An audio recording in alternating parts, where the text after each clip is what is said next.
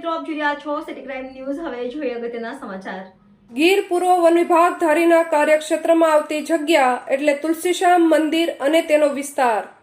આ આરક્ષિત જંગલમાં પ્લાસ્ટિકનો વપરાશ એ ખરેખર પ્રકૃતિ માટે પણ ખૂબ જ હાનિકારક છે, તેમજ જંગલમાં વસતા તૃણાહારી પ્રાણીઓ માટે પણ પ્રાણઘાતક સાબિત થાય છે.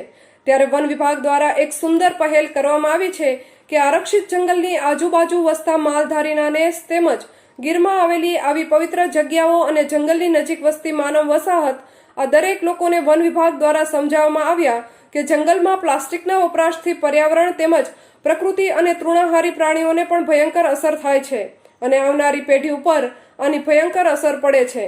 આના ભાગરૂપે અગાઉ જસાધાર સેટલમેન્ટ ગામને પ્લાસ્ટિક મુક્ત કરવામાં આવ્યું હતું, જે પછી તુલસીશ્યામમાં પણ આ વાત સમજાવવામાં આવી હતી.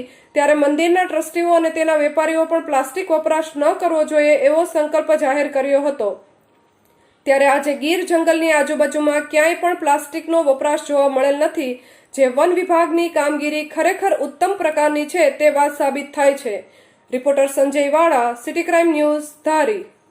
Okay, I am a tourister and अभी जो आप देख सकते हो यहाँ पे आप स्वच्छता के और सभी अच्छा है और यहाँ पे लोकेशन भी काफ़ी सारा अच्छा है, प्लस की नेचर जो है वो भी यहाँ पे देखने लायक है, तो प्लीज़ यहाँ पे आप आके विजिट कर सकते हो. अच्छा, आपने यहाँ पे देखा कोई प्लास्टिक के ऐसी कुछ चीज़ है? नहीं, कोई एकदम स्वच्छ और सुंदर है यहाँ पे.